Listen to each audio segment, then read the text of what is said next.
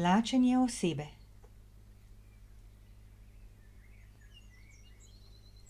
Podružbljenost je dogovor, ki smo ga sklenili brez Boga, brez narave, brez življenja.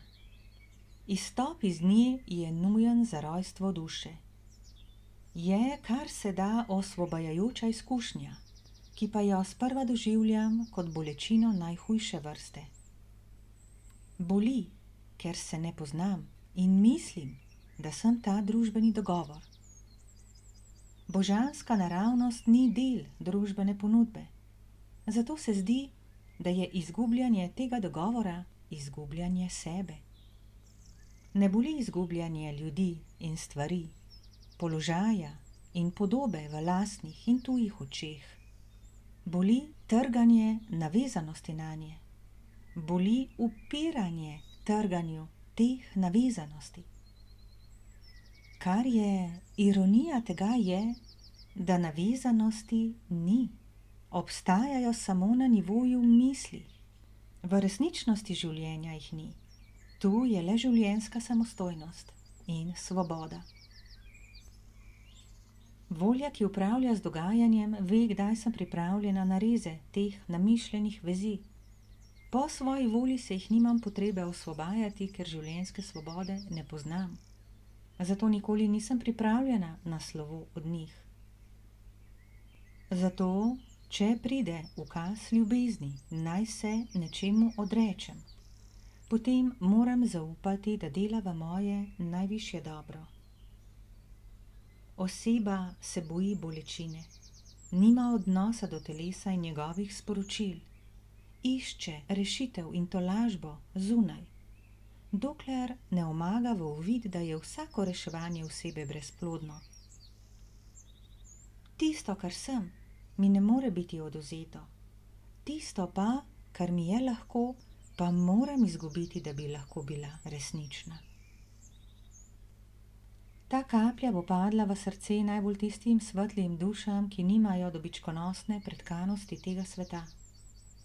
Naj jih podpre v oddanosti ljubezni in sprejemanju tudi tistih nečednih dejanj bližnjih, ki se izkažejo za razbremenjevalce teže osebe in njenih odvisnosti.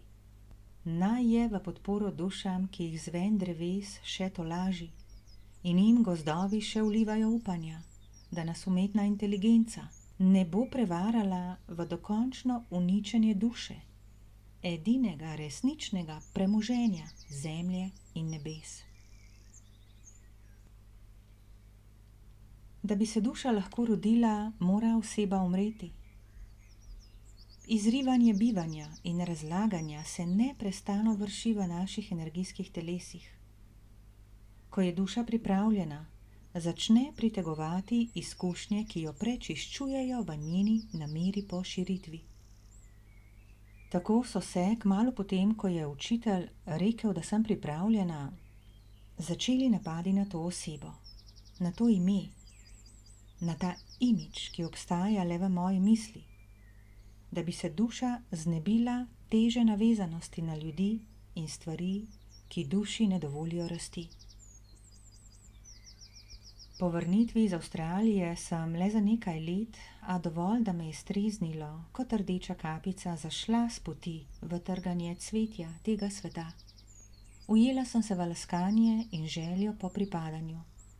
Naivna sem se pustila zvabiti v izkušnjo, ki jo je telesni instinkt takoj prepoznal za škodljivo. Sporočilo sem zanemarila misleč, da bom občutku nepripadnosti ubežala z zvezovanjem z drugimi. Nisem še vedela, da ni mogoče ne pripadati. Vsi pripadamo Bogu življenju. Duša je Božja lastnina. Vseeno pa izkušnje ne obžalujem, bila je moje duhovno dno in obenem rojstvo. Dala mi je širino razumevanja, da so vse izkušnje naj delujejo še tako obžalovanja vredne v službi ljubezni.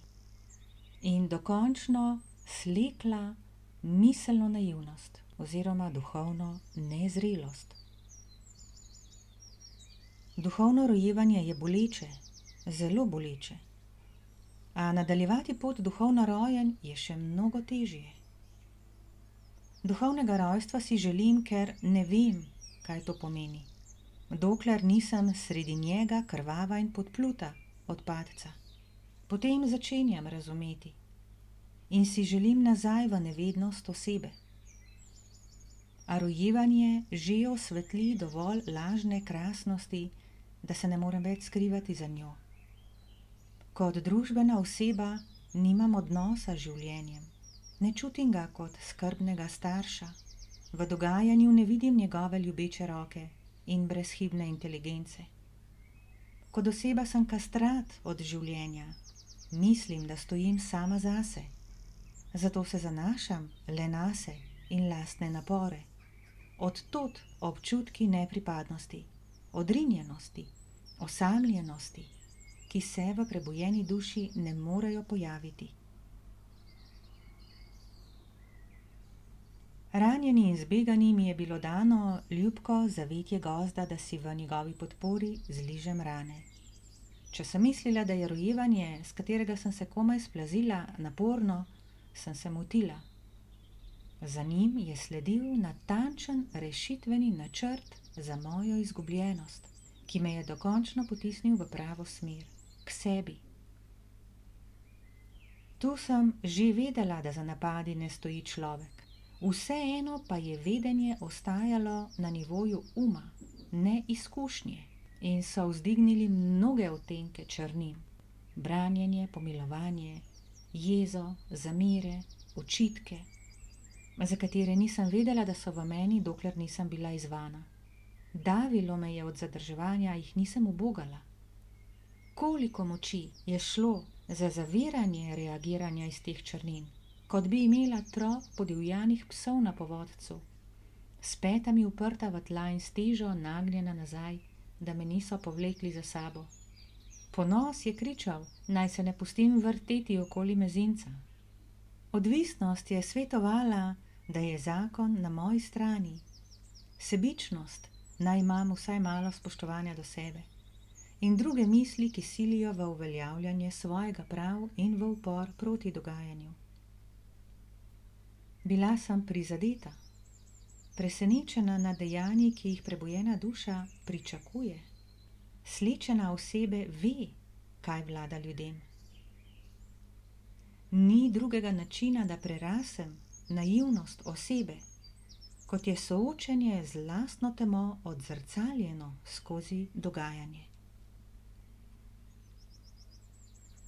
Brez možnosti ukrepanja, kakor me je vodil učitelj, sem morala hvaležno sprejemati napade pohlepa, zahrbtnosti in sovraštva, z več strani naenkrat, in si radovoljno, brez upiranja in pritoževanja, pustiti sleči lažni lesk družbene osebe in njene nevredne navezanosti.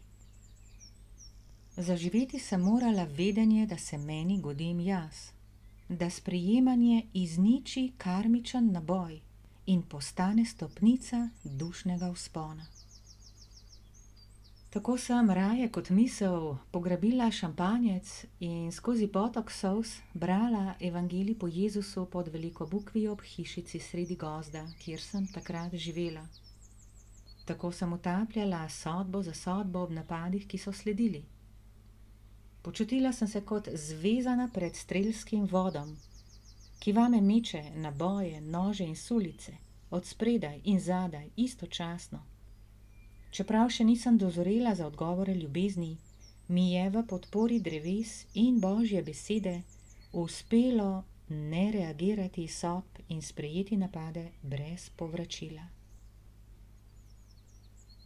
Ne glede, koliko argumentov je ta oseba našla, da učitelja ne bi poslušala. Koliko človeške pravice je bilo na njeni strani. Koliko papirjev je govorilo o krivici, ki se godi. Nič nisem smela uporabiti, da bi reševala sebe, branila sebe, zavarovala sebe ali terjala pravico zase.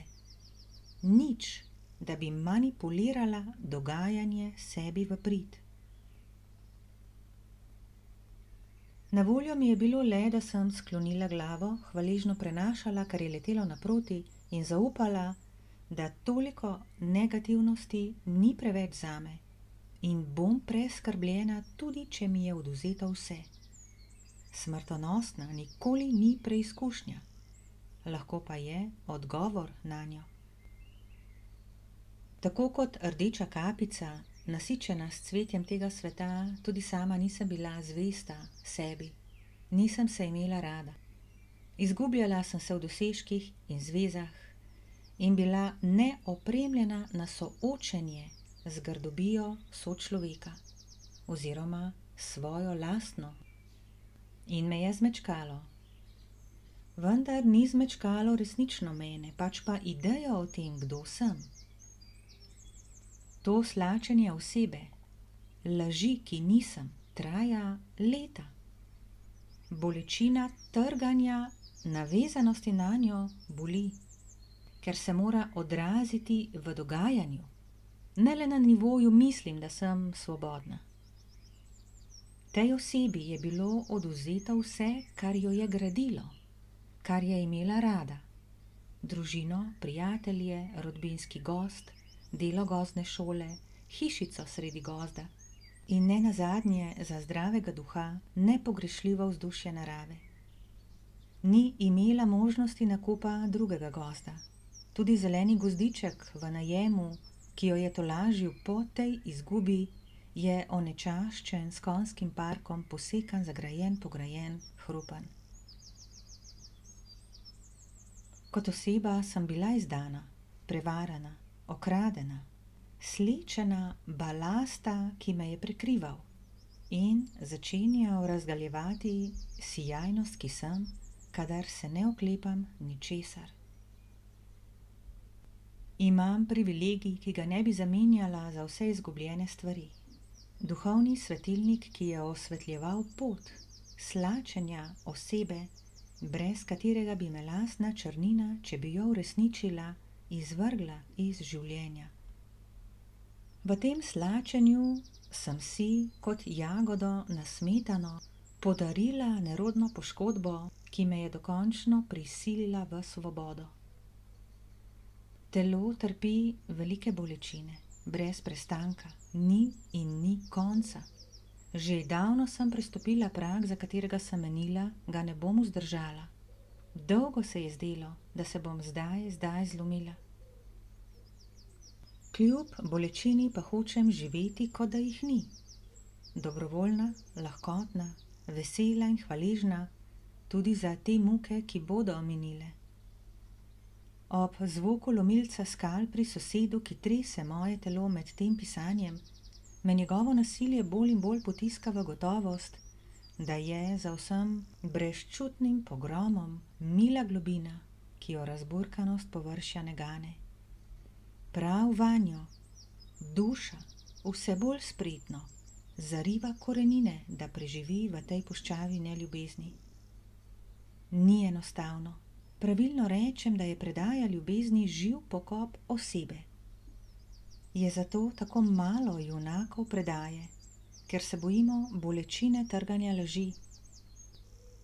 Smo si izmislili družbo ne ljubezni, le zato, da v močnih dražljajih nasilja utopimo krik duše. Ob neki tihi uri, ko sem s kavo v eni roki in evangelijem v drugi, na nedeljsko jutro sredi gozda brala Jezusove besede, namenjene za trenutek, ko je obsojen na mučeniško smrt, so me globoko ganile. Misliš, da ne bi mogel poklicati legij angelov, da me rešijo? Meni, ko mi ne preti križanje, le bolj ali manj drobčkani napadi na to, kar je v očeh življenja tako ali tako brez vrednosti, pa se upiram in mečem puščice v bližnjega v čisti veri, da je grd on, ker je prvi izstrelil. Globoko sem se sramovala misli, ki so jih grdobije drugih dvigovale v meni. Grdobija drugih vzdigne usedline srca meni v prepoznanje in s tem v ozdravljenje, ne zato, da bi jih z vračanjem pomnoževala po sebi. Če usedlin ne bi bilo, bi ostajala v miru. To je šamanska čarobnost, je božanska alkimija, je portal ljubezni. Šele iz te čistosti srca opazim, kdaj me oseba drži v nemoči. Opazim tudi, kdaj oseba vlada komurkoli. Po neobčutljivosti, po poseganju v svobodo drugega, po komandiranju, po nespoštljivosti, po slabi volji, jedikovanju, po odvisnostih in nezmernostih, po ogroženosti, po govorjenju o stvarih, ki jih tu ni, po frazah, ki zaničujejo sebe ali bližnjega, po nezmožnosti biti tiho, po samopomilovanju in pozornosti, ki gleda v druge in sodi. Duša je svetinja, ki me oživi za občutljivost do življenja. Dejavna duša prebudi potrebo po miru, slogi, spoštljivosti, ljubkosti in lepoti. Osvobaja zapletenosti v stvari tega sveta z razumevanjem, da so stvari tega sveta tu zato, da preizkušajo voljnost duše po predaji ljubezni in niso smoter same po sebi. Sem res tako strahopetna, da nočem niti poskusiti in se z dejanji prepričati, kako hranljivo in hvaležno je ljubiti. Tako me ljubezen uči molčati. Molk je znamenje, da se zavedam osebe, ki je zavzela notranji prostor. In to ji odvzame moč. Budi kraljevsko ponižnost in odpre portal srca. Vsi smo v rokah ljubezni in ni drugega kot ljubezen. Misel, ki tej resnici nasprotuje, ni mnenje nekoga, ki se s tem ne strinja. Je branjenje osebe in napadanje vsega, kar jo ogroža. Ljubezen se ne zagovarja z govorjenjem, le z biti ljubezen. Rešitev ni v tem, kaj naredim, kadar sem v preizkušnji, je v tem, kaj sem.